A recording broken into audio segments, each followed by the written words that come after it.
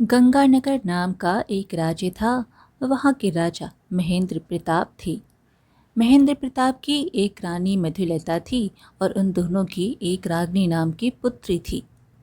महेंद्र प्रताप अपनी रानी मधुलता और पुत्री रागनी से बहुत ही प्यार करते थे।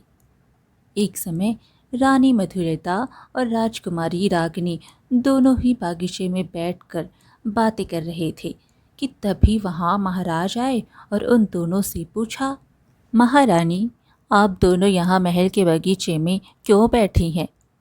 रानी मधुलता ने कहा, दरअसल महाराज, हम माँ बेटी महल में रहते रहते ऊब गए थे, इसलिए हमने सोचा यहाँ बगीचे में कुछ देर बैठ जाते हैं। महाराज बोले, अरे महारानी जी, अगर आप दोनों महल में रहते रहते ऊब गई थी तो मुझे पहले बताना चाहिए था ना। चलिए, हम अभी राज्य की सैर पर चलते हैं। इतना सुनते ही राजकुमारी बहुत खुश हो उठी। पिताजी, सच में आप हमें सैर पर लेकर चलेंगे? हाँ बिल्कुल राजकुमारी, आज का हमारा पूरा समय आपके और महारानी के नाम। उसी राज्य के एक छोटी सी गांव में शंभू नाम का एक गरीब लड़का अपनी माँ के साथ रहता था। शंभू के पिता बहुत पहले ही गुजर चुके थे। शंभू अपने छोटे से खेत में सब्जियां उगाता और उन्हें बेचता। इसी तरह वो अपना गुजारा कर रहा था। एक दिन की बात है, शंभू भोर में उठकर अपने काम के लिए जा ही रहा था कि उसकी माँ ने कहा, अरे बेटा, आज तुम बहुत जल्दी उठ के जा रहे हो। हाँ माँ, आज मैं जल्दी खेत से सब्जियाँ तोड़ूंगा, क्योंकि अगर देर हुई तो वहाँ पर जंगली जानवर आ जाते हैं और सारी सब्जियाँ खराब कर देते हैं। अच्छा बेटा, ध्यान से जाना। शंभू अपनी माँ को बताकर खेतों के लिए निकल जाता है। शंभू जब अपने खेत पर पहुंचा तो वहां का नज़ारा देखकर वो हैरान रह गया। अरे ये क्या, आज मैं सूरज निकलने से पहले यहाँ आ गया, फिर भी जंगली जानवरों ने मेरी सारी सब्जियाँ खराब कर दी। अब मैं क्या करूँ? शंभू अपने उजड़े खेत को देखकर वहीं सर पर हाथ रखकर बैठ जाता है। थोड़ी देर बाद एक दूसरा किसान वहां से गुजरता है और शंभू से कहता है, अरे भाई शंभू, क्या हुआ? शंभू उसे सब कुछ बताता है, जिसे सुनकर किसान कहता है, वाकई इन जंगली जानवरों ने हम किसानों का जीना हराम कर रखा है। अब तो लगता है कि हमें किसानी छोड़कर कुछ और करना पड़ेगा। शंभू बोला, हाँ भाई, तुम सही कह रहे हो, मेरे पास तो अपना खुद का घर और खेत भी नहीं है। किसान बोला, क्या मतलब शंभू भाई, यह खेत तुम्हारा नहीं है? शंभू ने कहा, नहीं भाई, वो दरअसल पिताजी के देहांत से पहले मैंने सारे पैसे उनके इलाज में लगा दिए थे। फिर मुझे और पैसों की ज़रूरत थी, इसलिए मैंने एक सेठ को ये खेत और अपना घर बेच दिया। किसान बोला, मगर तुम फिर भी यहाँ काम कर रहे हो, वो कैसे? शंभू बोला, वो इसलिए क्योंकि सेठ से मेरा सौदा हुआ था। घर में रहने और खेत में काम करने के बदले मैं अपनी बेची हुई सब्जियों का आधा पैसा सेठ को देता हूँ। किसान ने कहा, ओह, सुनकर बहुत अफसोस हुआ। जिस पिता के लिए तुमने अपना घर और अपना खेत तक बेच दिया, वह फिर भी बच ना सके, और अब तुम्हारी कमाई का आधा हिस्सा भी मुफ्त में चला जाता है। ईश्वर तुम्हें हिम्मत दें। किसान यह कहकर वहां से चला जाता है। इधर शंभू सोचता है, आज अगर मैंने सेठ को पैसे नहीं दिए तो वह कहीं हमें घर से निकाल ना दे। अभी शंभू अपने मन में यह सोच ही रहा था कि तभी उसकी नज़र नदी में डूबते हुए एक तोते पर पड़ती है। अरे यह तो एक तोता है और नदी में डूब रहा है।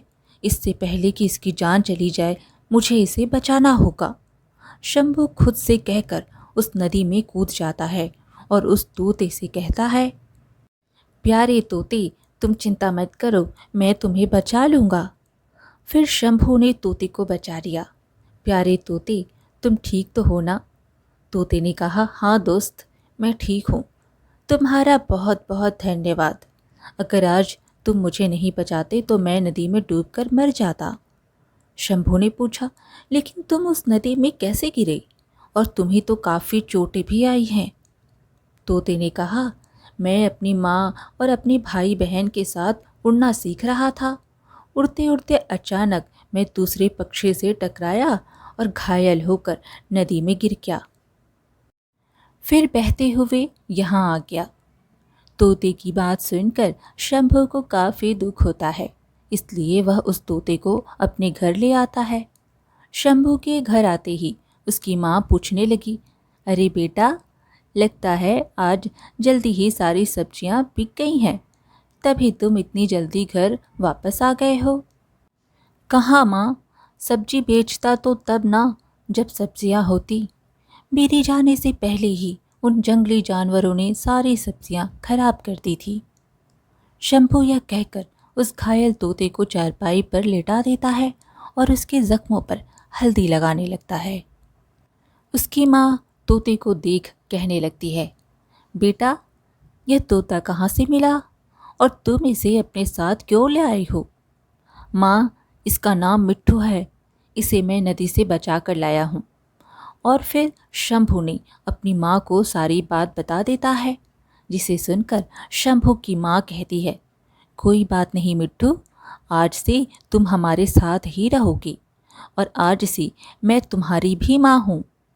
मिट्ठू बोला, आपका बहुत बहुत धन्यवाद माँ। फिर मिट्ठू बिल्कुल ठीक हो जाता है और घर के बाहर खेलता है। शंभू मिट्ठू को देखकर कहता है, मिट्ठू, अब तो तुम बिल्कुल ठीक हो गए हो। मिट्ठू बोला, यह सब तुम्हारे कारण हुआ है मेरे दोस्त। अभी वो दोनों आपस में बातें कर ही रही थी कि तभी अचानक सेठ वहाँ पर आ जाता है। सेठ को देखकर शंभू बोला, अरे सेठ जी, आप यहाँ? सेठ बोला, तुमने मुझे बहुत दिनों से पैसे नहीं दिए, बस वही लेने आया हूँ। सेठ की बात सुनकर शंभू उन्हें खेत में होने वाली सारी बात बताता है, जिसे सुनकर सेठ गुस्से से कहता है, बस मैंने तुम्हारा बहुत बहाना सुन लिया, अब या तो तुम मुझे मेरे पैसे दो या फिर मेरा घर खाली करो। सेठ जी, मैं सच कह रहा हूँ, मेरे पास पैसे नहीं हैं और ना ही रहने की कोई दूसरी जगह। सेठ शंभू की एक भी बात सुने बिना उसे और उसकी माँ को घर से निकाल देता है। फिर वो दोनों माँ बेटे दूसरे राज्य के लिए निकल पड़ते हैं। शंभू की माँ उदासी मन से कहने लगी, बेटा, अब हम कहाँ जाएंगे? शंभू बोला, पता नहीं माँ, देखते हैं क्या होता है। भगवान करे हमें जल्दी से रहने के लिए कोई जगह मिल जाए। वह दोनों माँ बेटे चलते चलते एक जगह थक कर बैठ जाते हैं।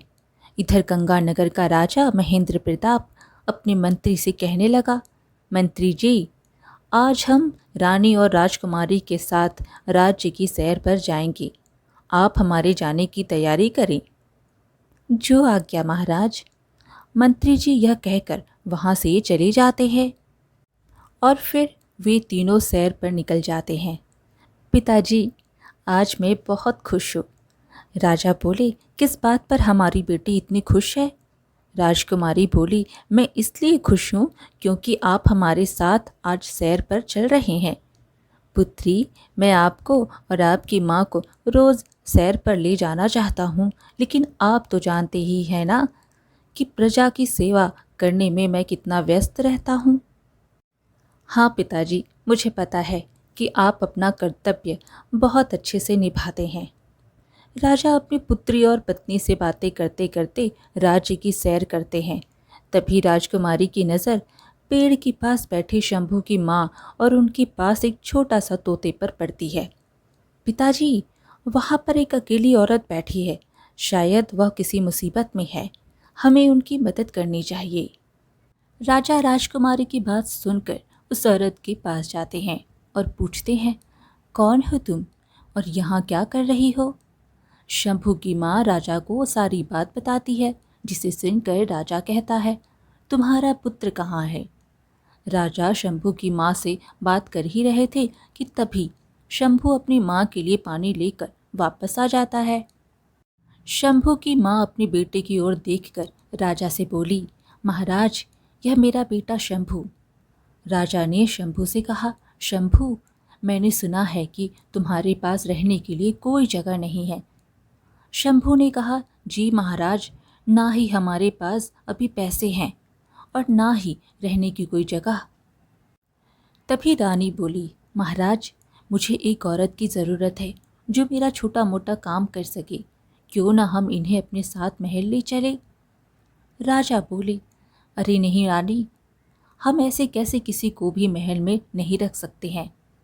पिताजी, देखिए ना, यह तोता कितना सुंदर है। यह मुझे चाहिए पिताजी। राजा ने शंभू से कहा, शंभू, यह तोता तुम मुझे दे दो, बदले में मैं तुम्हें इसके बहुत सारे पैसे दूंगा। उन पैसों से तुम अपना घर और एक बड़ा सा खेत खरीद सकोगी और अपनी जिंदगी आराम से गुजार सकोगी। शंभू बोला, क्षमा करें महाराज, मैं आपको अपना मिट्ठू नहीं दे सकता। तुम मुझे इनकार कर रहे हो, राजा महेंद्र प्रताप को इनकार कर रहे हो, यह जानते हुए भी कि मैं तुम्हें इसकी सज़ा भी दे सकता हूँ। जी महाराज, मैं जानता हूँ कि आप मुझे कोई भी सज़ा दे सकते हैं, लेकिन मैं फिर भी अपने तोते को नहीं दे सकता, क्योंकि यह मुझे अपनी जान से भी प्यारा है। राजकुमारी बोली, पिताजी, एक काम करते हैं, हम शंभू और उनकी माँ को अपने साथ महल ले चलते हैं। इस बहाने माँ की सेवा भी हो जाएगी और यह तोता भी मुझे मिल जाएगा। राजा को ना चाहते हुए भी उन दोनों को महल ले जाना पड़ता है। महल पहुंचकर राजा शंभू और उसकी माँ से कहते हैं, मुझे तुम लोगों से किसी भी प्रकार की कोई शिकायत नहीं मिलनी चाहिए। शंभू बोला, आप निश्चिंत रहे महाराज, हम आपको शिकायत का कोई मौका नहीं देंगे। इतना कहकर शंभू महल के बगीचे की रखवाली करने लगता है और उसकी माँ महारानी की सेवा। दूसरी तरफ राजकुमारी मिट्ठू से अपने दिल की बात करती है। प्यारे मिट्ठू, तुम कुछ तो बोलो, क्या तुम कुछ बोलते नहीं हो? प्यारे मिट्ठू, मैं तुम्हें कुछ बताती हूँ, लेकिन पहले वादा करो कि तुम किसी को नहीं बताओगी। राजकुमारी यह कहकर अपने सर पर हाथ मारकर हंसने लगती है और फिर खुद से कहती है, मैं भी कितनी बुद्धू हूँ, तुम तो बोलते ही नहीं हो, तो भला तुम किसी को क्या बताओगी। मिट्ठू, तुम्हारा दोस्त शंभू मुझे बहुत अच्छा लगता है, लेकिन वो कभी मुझसे बात नहीं करता। मिट्ठू राजकुमारी की बात सुनकर फिर भी चुप रहता है। थोड़े दिन ऐसे ही हंसी खुशी बीतते हैं। फिर कुछ दिन बाद महारानी थोड़ी बीमार हो जाती है। राजा रानी से कहते हैं, महारानी, आपको क्या हो गया है? मुझे आपका स्वास्थ्य कुछ ठीक नहीं लग रहा है। वहीं शंभू की माँ भी खड़ी रही और शंभू की माँ बोली, मैं अभी आती हूँ। यह कहकर रानी के लिए ठंडा ठंडा शरबत बनाने लगती है। तभी पीछे से एक सैनिक आकर कहता है, सुनो, आपके बेटे को बगीचे में आपसे कुछ काम है, इसलिए उसने आपको नीचे बुलाया है। वह सैनिक यह कहकर शंभू की माँ को अपने साथ ले जाता है। शंभू की माँ के जाते ही मंत्री जी रसोई घर में आते हैं। आज तो मैं इस महारानी का काम तमाम करके ही रहूँगा। मंत्री जी यह कहकर शरबत में जहर मिला देते हैं और वहाँ से चले जाते हैं। थोड़ी देर बाद शंभू की माँ वह शरबत लेकर महारानी के पास जाती है। महारानी, आप ये शरबत पी लीजिए, आपको आराम मिल जाएगा। रानी बोली, ठीक है। महारानी वह शरबत पी लेती है। शरबत पीते ही महारानी बेहोश होकर गिर जाती है और देखते ही देखते वह नीली पड़ जाती है। राजा शंभू की माँ को शरबत देते हुए देख लेते हैं और वह उसे गुनहगार समझ बैठते हैं। मूर्ख, यह तुमने क्या किया? मैं तुम्हें जिंदा नहीं छोड़ूंगा। इतना कहकर राजा शंभू की माँ को सज़ा के तौर पर मौत के कुएं में डलवा देते हैं, लेकिन शंभू की माँ कुएं के अंदर ना गिरकर एक पत्थर पर अटक जाती है। दूसरी तरफ सैनिक शंभू को महल में होने वाली सारी घटना बताता है, जिसे सुनकर शंभू तुरंत महल में जाता है। जहाँ राजा वैद्य जी से कह रहे होते हैं, वैद्य जी, रानी को क्या हुआ है? महाराज, रानी को एक बहुत ही खतरनाक जहर दिया गया है। वैद्य जी, आप जल्दी रानी का इलाज कीजिए। महाराज, महारानी की जान अब केवल एक जड़ी बूटी ही बचा सकती है। वो जड़ी बूटी काली पहाड़ी पर पाई जाती है। काली पहाड़ी बहुत ही खतरनाक जगह है। वहाँ जो कोई भी जाता है जल्दी वापस नहीं आता। राजा वैद्य जी की बात सुन रहे थे, तभी वहाँ शंभू आता है और कहता है, महाराज, मुझे नहीं पता कि महारानी के साथ क्या हुआ है, लेकिन मेरा विश्वास कीजिए, मेरी माँ ने कुछ नहीं किया इनके साथ। राजा बोला, भला मैं तुम्हारी बात पर क्यों विश्वास करूं? महाराज, मैं भगवान की कसम खाता हूँ कि मेरी माँ निर्दोष है। ठीक है, अगर तुम चाहते हो कि मैं तुम्हारी माँ को छोड़ दूं, तो तुम्हें मेरी एक शर्त माननी होगी। जी महाराज, मैं तैयार हूँ। जंगल के पिछले हिस्से में जो काली पहाड़ी है, तुम्हें वहाँ जाकर वैद्य जी की बताई हुई जड़ी बूटी को लाना होगा। अगर तुम इस काम में सफल हुए तो मैं तुम्हारी माँ को छोड़ दूंगा। ठीक है? ठीक है महाराज, मैं अभी वो जड़ी बूटी लेकर आता हूँ। शंभू यह कहकर वहाँ से चला जाता है। शंभू को जाता देखकर मंत्री अपने मन में सोचता है, आज मैं रानी को जिंदा नहीं बचने दूंगा, चाहे उसके लिए मुझे इस शंभू की भी हत्या करनी पड़े। मंत्री अपने मन में यह सोचकर शंभू के पीछे पीछे चला जाता है। शंभू उस काली पहाड़ी पर पहुंच जाता है और सोचने लगता है, इतनी खौफनाक जगह पर मैं कैसे जड़ी बूटी को ढूंढूं? शंभू इधर उधर देख रहा था, तभी उसे सामने ही वह जड़ी बूटी नजर आती है और वह जल्दी से जाकर उसे तोड़ लेता है। मिल गई वो जड़ी बूटी, अब मैं इसे जल्दी से महाराज को ले जाकर दे देता हूँ। शंभू जड़ी बूटी को लेकर काली पहाड़ी से वापस आ रहा होता है, तभी रास्ते में उसे मंत्री जी मिलते हैं। मंत्री को देखकर मिट्ठू तुरंत शंभू के पास से उड़ता हुआ महल जा पहुंचता है और दरबार में आकर राजा से बोलने लगता है, महाराज, मैं जानता हूँ महारानी को जहर किसने दिया है। राजा गुस्से से बोले, कौन है वो और तुम उसे कैसे जानते हो? महाराज, वो इंसान और कोई नहीं बल्कि मंत्री जी हैं। मैंने उन्हें खुद देखा था शरबत में जहर मिलाते हुए, और अब वह शंभू के पीछे गए हैं। अगर आपको विश्वास नहीं होता तो आप मेरे साथ वहाँ चलिए। मिट्ठू की बात सुनकर राजा तुरंत उसके साथ जाते हैं। इधर शंभू मंत्री से कहता है, मंत्री जी, यह देखिए, मुझे जड़ी बूटी मिल गई। अब महारानी बिल्कुल ठीक हो जाएंगी। हमें जल्द से जल्द ये जड़ी बूटी महाराज तक पहुंचानी होगी। शंभू यह कहकर जैसे ही आगे बढ़ता है, वैसे ही मंत्री उसे मारने के लिए तलवार निकाल लेता है। तभी वहाँ राजा सैनिकों के साथ पहुंच जाते हैं और क्रोध भरे स्वर में बोलते हैं, मंत्री जी, रुकिए। आपको क्या लगता था आप मेरे पीठ पीछे मेरे खिलाफ साजिश रचेंगे और मुझे पता नहीं चलेगा? बताइए, आपने ऐसा क्यों किया? मंत्री डर की मारी बोल पड़ा, महाराज, मैंने कुछ नहीं किया। राजा बोले, झूठ मत बोलिए, इस तोते ने मुझे आपके बारे में सब कुछ बता दिया है। इसने अपनी आंखों से आपको शरबत में जहर मिलाते देखा था। लेकिन आप रानी की जान क्यों लेना चाहते थे? मंत्री बोला, क्योंकि महारानी ने मेरी बहन की जगह ली है, इसलिए मैं नहीं चाहता कि वो जीवित रहे। राजा बोला, क्या मतलब है तुम्हारा? तुम्हारी बहन का रानी से क्या लेना देना है? मंत्री ने कहा, मेरी बहन आपसे बहुत प्रेम करती थी। वो आपसे विवाह करना चाहती थी, लेकिन आपने रानी से विवाह कर लिया। इस सदमे में उसने अपनी जान दे दी। आज मैं अपनी बहन का बदला लेने ही वाला था, लेकिन बीच में यह शंभू आ गया। आज मैं इसे नहीं छोड़ूंगा। सैनिकों, बंदी बना लो इस कपटी मंत्री को और डाल दो कारावास की काल कोठरी में। सैनिक मंत्री को कारागार में ले जाते हैं। शंभू राजा से बोला, महाराज, यह लीजिए आपकी जड़ी बूटी। अब आप मेरी माँ को मुझे वापस लौटा दीजिए। राजा बोले, मुझे माफ़ कर दो शंभू, मैंने तुम्हारी माँ को मौत के कुएं में फेंक दिया था। तभी वहाँ खड़ा सैनिक बोला, नहीं महाराज, शंभू की माँ जिंदा है, वो कुएं के पत्थर पर लटकी हुई है।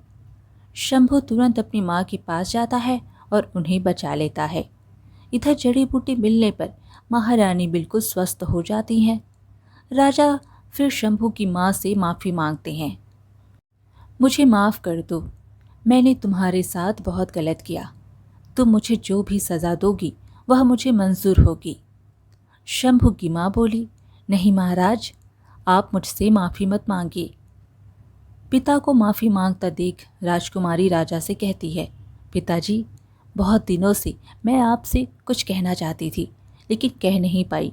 मुझे लगता है आज वह बात कहने का सही मौका है। हाँ पुत्री, कहो। पिताजी, मैं शंभू से विवाह करना चाहती हूँ। राजकुमारी की बात सुनकर राजा खुश हो जाते हैं और शंभू से कहते हैं, शंभू, क्या तुम मेरी बेटी से विवाह करोगे? शंभू बोला, लेकिन महाराज, मैं आपकी बेटी के लायक नहीं। कहाँ राजकुमारी और कहाँ मैं? राजकुमारी बोली, शायद तुम्हारी इन्हीं बातों ने मेरा दिल जीत लिया है। शंभू की माँ और राजा के समझाने पर शंभू राजकुमारी से विवाह करने के लिए तैयार हो जाता है। फिर धूमधाम से राजकुमारी रागिनी और शंभू का विवाह हो जाता है और समय के साथ शंभू वहाँ का राजा बन जाता है। आज की कहानी यहीं पर समाप्त हुई। फिर मिलेंगे एक और कहानी के साथ। कहानी पसंद आए तो लाइक शेयर ज़रूर करें और चैनल को सब्सक्राइब करना बिल्कुल ना भूलें। धन्यवाद।